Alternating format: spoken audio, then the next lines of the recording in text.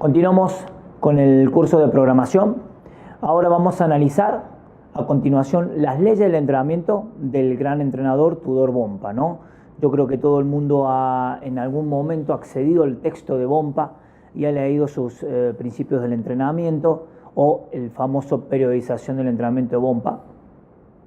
Y él plantea leyes. Hasta la bibliografía del año 2000 eran 5 leyes las que él planteaba, ¿no? Luego, en la bibliografía del 2004, actualizada de su libro, ya tiene tiene 2 leyes más, es decir, son 7 leyes del entrenamiento. Son leyes que te permiten orientar, o lo que te dice Bompa en definitiva, qué tienes que hacer antes de empezar a entrenar, digamos, con altas cargas, con alta intensidad, con alto volumen, que es lo que se busca en definitiva en el gimnasio, ¿no?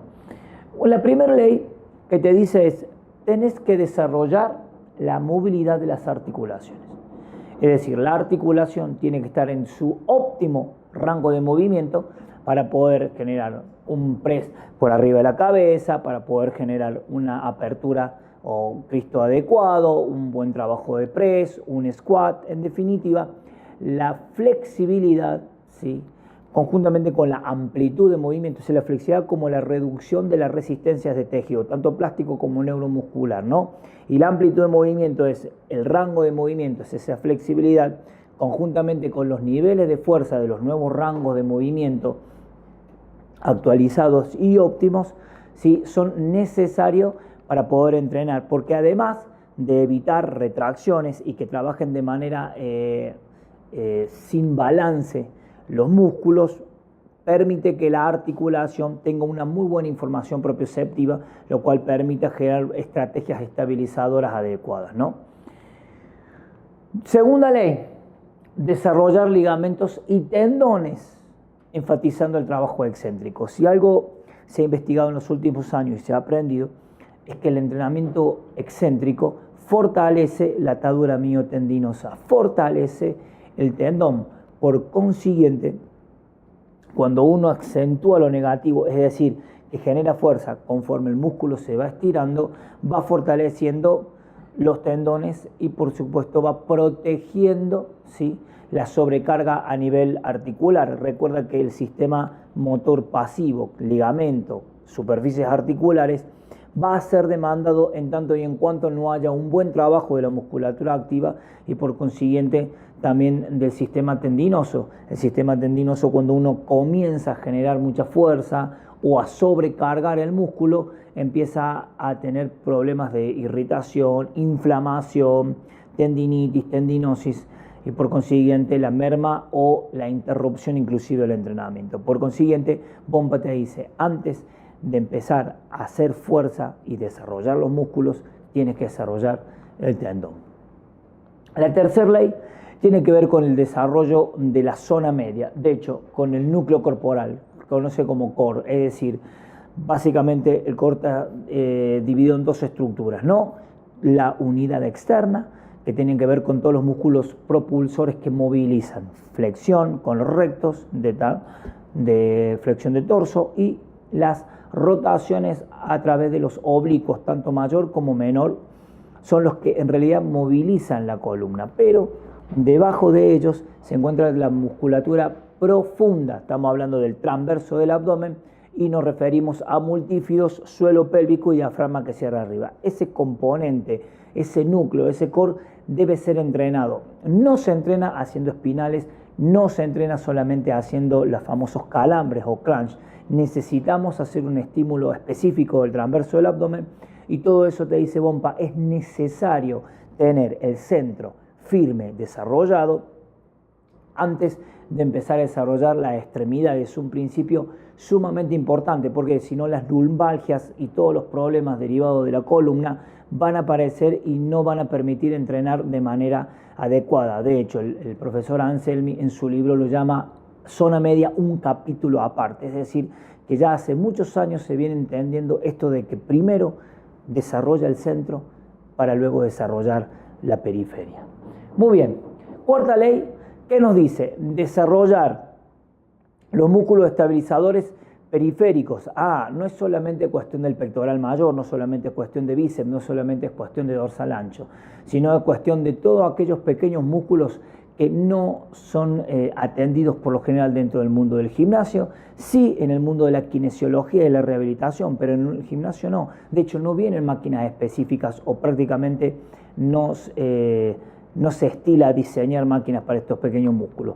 Nos referimos a todo el complejo escapulohumeral, al manguito de rotadores, que es sumamente importante, tanto supraespinoso como infraespinoso, redondo menor o teres menor, subescapular, que rota internamente el hombro, trapecio, sobre todo fibras 2, 3, 4 que aducen escápula, romboides que inclinan inferiormente la escápula, y el serrato mayor que pega la escápula a la parrilla costal y permite una abducción, es decir, separación de la línea media de las dos escápulas.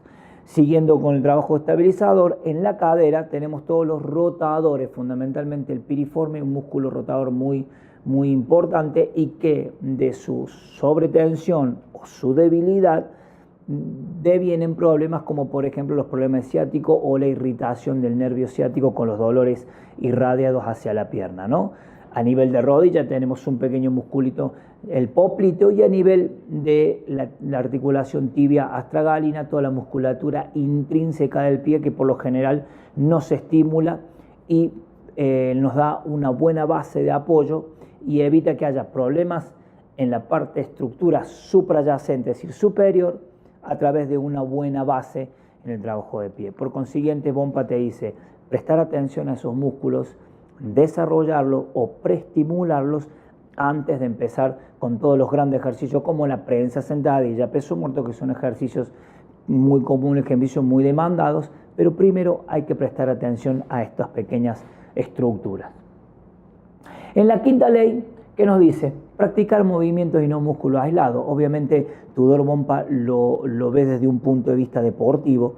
Por consiguiente, esto ya en el deporte es básicamente así. Es muy difícil encontrar un entrenamiento para mejorar la performance, el rendimiento en el deporte que sea a través de solamente ejercicios locales y aislados. Por lo general, los trabajos de movimiento, es decir, de cadenas de movimiento, como saltos, sprint, cambio de direcciones, trabajos con movimientos globales, como son sentadilla más empuje, los thrusters, los lanzamientos de balones medicilanes, etcétera, todos incluyen cadenas de movimiento, patrones de movimientos de empuje, de tracción, diagonales, y involucran muchas articulaciones. En definitiva, nos movemos por cadena de movimiento y no por músculos aislados. Los músculos aislados o los eslabones débiles deben trabajarse desde una perspectiva solamente preventiva, pero luego al desarrollar el entrenamiento de las fuerzas se debería trabajar y darle mucha importancia a las cadenas de movimiento y no solamente basar exclusivamente el trabajo en músculo aislado, inclusive en el mismo desarrollo de la hipertrofia. Nosotros siempre en la hipertrofia proponemos arrancar con ejercicios poliarticulares de cadena de movimiento para luego, a medida que transcurra la sesión, ir trabajando de manera más aislada el músculo, sobre todo en aquellas regiones donde al segundo o tercer mes de hipertrofia comienzan a observarse que no se desarrollan de manera adecuada o de manera armónica. Y las dos leyes que suma Bompa son la sexta y la séptima. La sexta, ¿qué quiere decir? Centrarse en los ejercicios que sean necesarios y no en los nuevos. Es decir, hay que tener mucho en la moda. La moda, la industria del fitness llega primero. Siempre llegan nuevas propuestas, llegan nuevas modas, la cual seducen mucho al entrenador y buscan, para hacer la clase, digamos, diferente, buscar ejercicios nuevos, nuevos métodos, nuevos implementos. El tema es que eso también debe ser racionalizado por parte del entrenador, debe pasar por un tamiz del pensamiento, lo cual va a filtrar realmente lo bueno de ello, es decir, ¿para qué me sirve? ¿Por qué lo pondría? Y no solamente poner solamente por una cuestión de novedad, sino simplemente porque ese ejercicio, esa variante, va a resolver un problema que yo necesito trabajar con mi cliente. Básicamente los ejercicios son herramientas que tenemos como entrenadores para poder resolver problemas y no simplemente usar tal o cual herramienta porque esté de moda. Un principio sumamente importante que nos cuenta Bompa y que no nos debemos olvidar. Y el número 7, periodizar a largo plazo. Es decir, si no periodizamos, es muy difícil saber qué camino vamos a tomar. Si uno plantea desde el día 1 hasta el mes 6 y tiene el trayecto que ha caminado, el primer mes, el segundo mes, tercer mes, uno puede observar qué estuvo bien, qué no estuvo bien, dónde se puede mejorar, este ejercicio me funcionó, este no, esta metodología anduvo mejor, le gustó más a mi cliente, es mucho más ameno. Entonces, si uno periodiza y periodiza a largo plazo, también va inculcándole poco a poco a los clientes de que no existen milagros en el entrenamiento, no existen efectos a corto plazo, todo debe basarse a lo largo del tiempo de trabajo. La biología requiere tiempo y por consiguiente las distintas sumatorias de estímulos específicos a lo largo del tiempo van a hacer que el rendimiento y los resultados de tu cliente se vuelvan concretos o se materialicen en la realidad. Muy bien. Entonces, para resumir, las 7 leyes de Bompa, recuerda, primero y principal, el núcleo es sumamente importante, la movilidad articular, sumamente importante antes de hacer fuerza, los músculos estabilizadores periféricos, glúteo medio, piriforme, es decir, piramidal en la rotación de la cadera, trapecios, ¿sí? Romboides, serratos a nivel del hombro, popliteo a nivel de la rodilla, musculatura intrínseca al pie, a nivel de la tibia astragálina, son fundamentales para poder darle estructura, soporte estructural al cliente para luego poder trabajar con cargas elevadas o con cargas que creen una significativa cambios a nivel orgánico. Y los dos últimos sobre todo, ¿no? Los 3, trabajar movimiento, no solamente musculatura aislada, no centrarse en ejercicios nuevos solamente porque estén de moda, sino simplemente en lo que realmente necesita tu cliente y como el último, periodizar a largo plazo. Bueno, hasta aquí las leyes de Bompa, no te las olvides, ponlas en práctica, que día a día te va a hacer que crezcas como entrenador. Hola, ¿qué tal? Mi nombre es Cristian Huema, profesor de Educación Física y docente de Fitness and Health Institute. Te quiero presentar ahora un sistema que hemos diseñado que tiene el nombre de PIT, Progressive Intelligent Training. Sí, en español sería entrenamiento progresivo inteligente. ¿Y qué es este entrenamiento progresivo inteligente?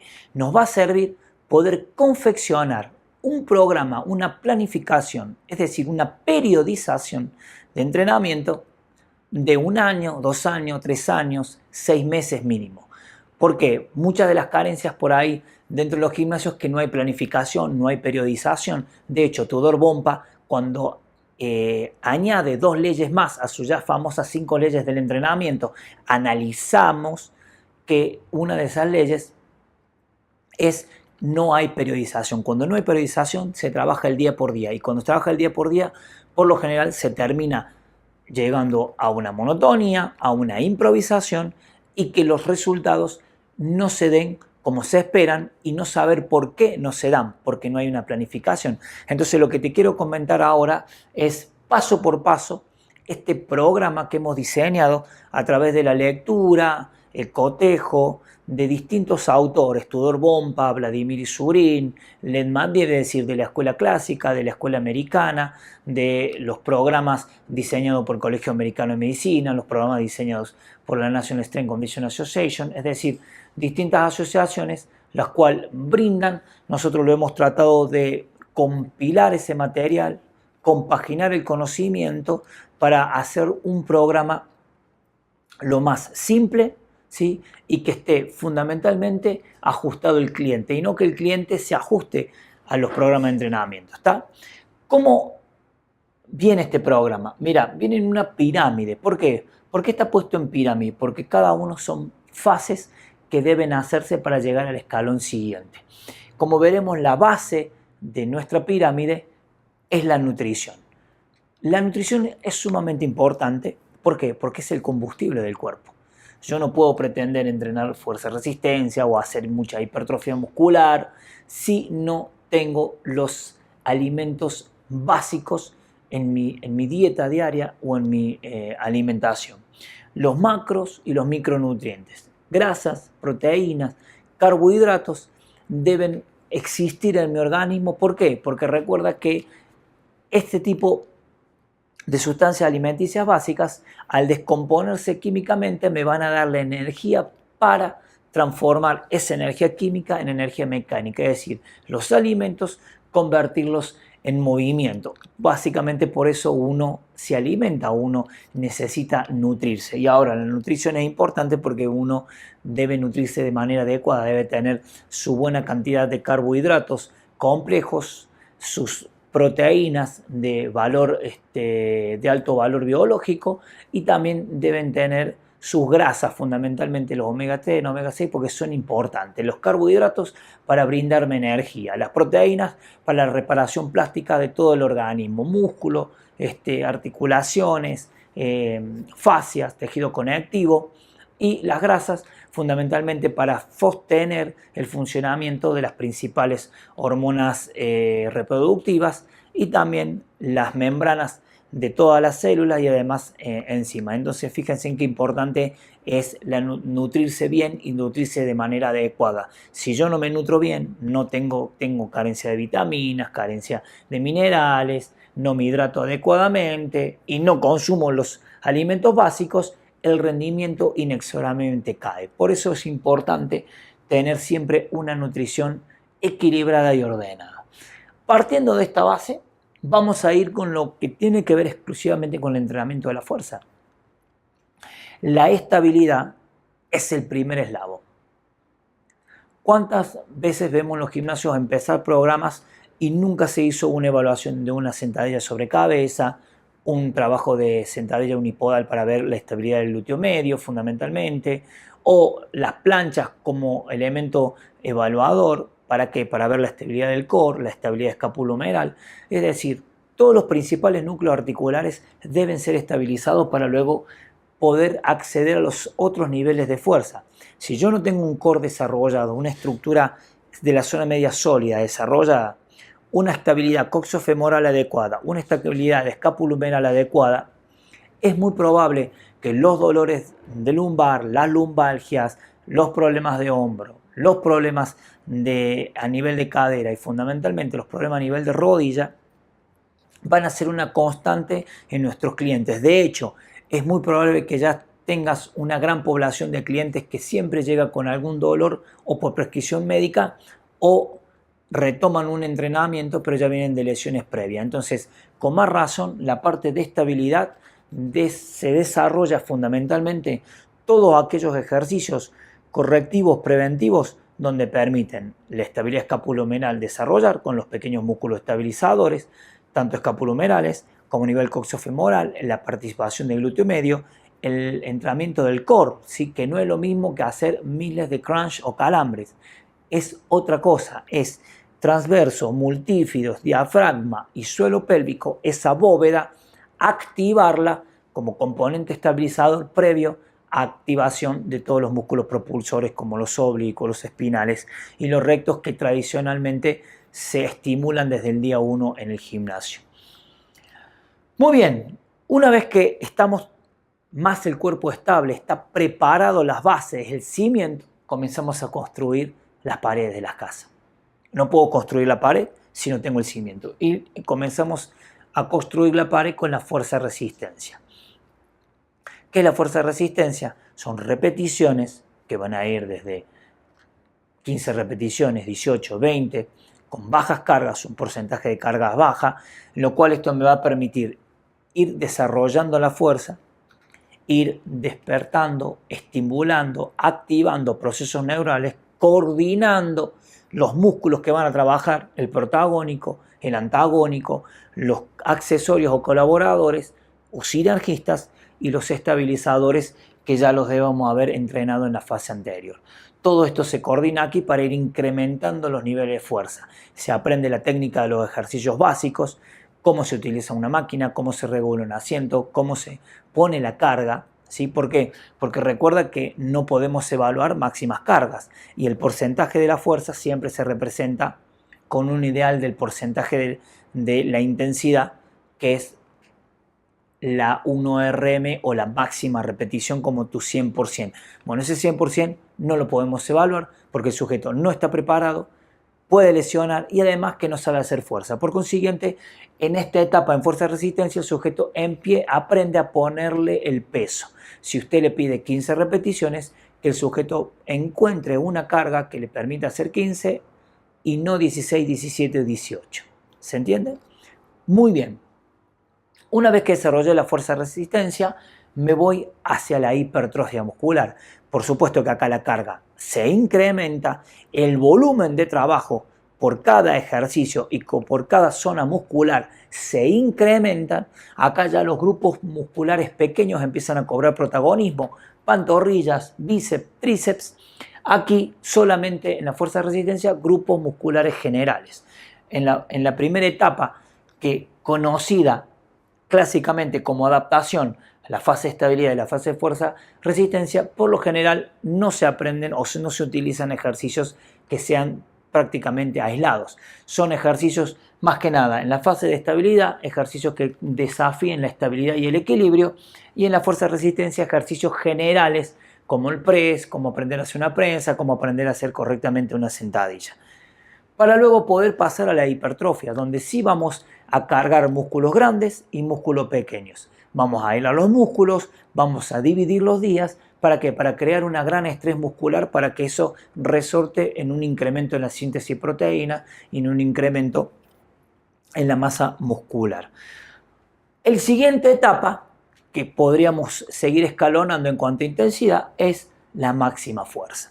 La máxima fuerza ya estamos hablando de intensidades que permitan hacer no más de 5 repeticiones, entre 4, entre 3 repeticiones, lo cual obviamente tengo que haber trabajado las 3 etapas anteriores. No podría empezar a levantar 3 máximas repeticiones si no he desarrollado las etapas anteriores, si mi nivel escapulumeral no está estable, si mi core no está estable, si no aprendí técnicamente el ejercicio, si no lo estimulé con una carga cercana a altos pesos como la hipertrofia, y luego la fuerza máxima sí se podría desarrollar. Recuerda que la fuerza máxima básicamente trabaja factores neurales, recluta unidades motoras, sincroniza la utilización de las unidades motoras.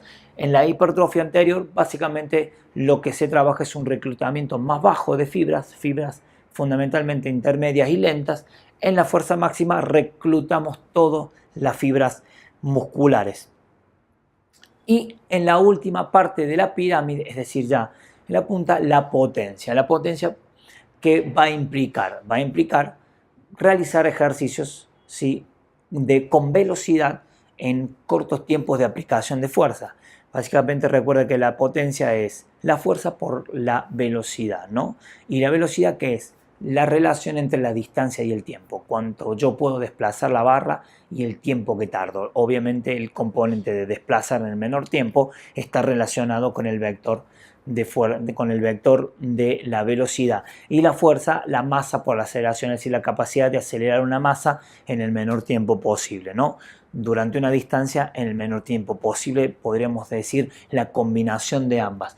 Por eso van aquí, estos son nuevamente factores estrictamente neurales, tanto la potencia como la fuerza máxima, y el primer sistema y el sistema energético predominante que vamos a tener en el trabajo de la pirámide superior tiene que ver con el sistema de los fosfágenos de la fosfocreatina.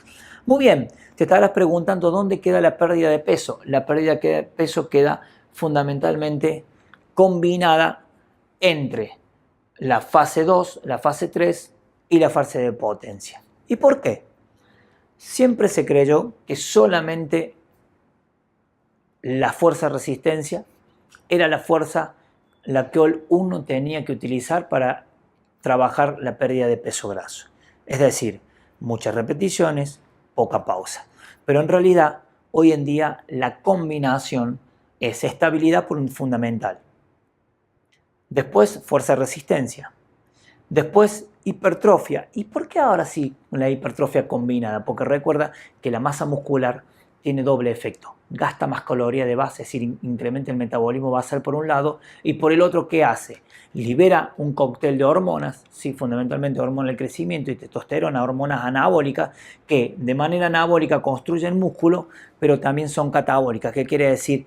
Estimula la liberación de la grasa por parte del adipócito. Entonces la hipertrofia es un excelente recurso y además para combatir y contrarrestar la sarcopenia funcional, que hoy es uno de los grandes problemas de la población, es decir, que la falta de actividad física o la actividad física subumbral no estimula adecuadamente la síntesis de proteína y el músculo se va muriendo poco a poco, es decir, problemas que antes se trataban solamente desde el punto de vista de la geriatría, hoy se trabajan ya directamente con personas de 30, 40 años que ya empiezan a tener una severa pérdida de masa muscular por falta de trabajo. Entonces, para combatir la grasa o para crear programas donde reducimos la grasa, la hipertrofia la vamos a utilizar. ¿Y la potencia por qué? Porque la potencia te va a permitir trabajar lo que hoy se conocen como los intervalos de alta intensidad, pero con una modalidad particular, lo que nosotros llamamos intermitente neuromuscular. Intermitente neuromuscular, concepto diseñado por el doctor Rubén Argelmi, lo cual plantea la idea de trabajar por debajo de 10 segundos ejercicios coordinativos de fuerza, de velocidad, a máxima velocidad, con alta calidad de ejecución y muy pocas repeticiones. 4 o 5 repeticiones, pausa, voy a la siguiente estación, otras 4 o 5 repeticiones, pausa, voy a la siguiente estación. Entonces es un circuito donde la fuerza, potencia, en el primer sistema energético me va a brindar las características para poder consumir grasa en la fase de recuperación, tanto grasa intra-esfuerzo como post-esfuerzo, incrementando tanto con la hipertrofia como en la potencia lo que se conoce como el EPOC, el exceso de consumo post-esfuerzo, que no es más ni menos que el aumento del gasto calórico post-esfuerzo. Es decir, que el sujeto cuando termina su sesión de trabajo sigue gastando calorías, cuando se va a su hogar o al trabajo sigue gastando calorías, ¿no? Entonces, básicamente este es el programa que Fitness Angel Institute te presenta, ¿sí?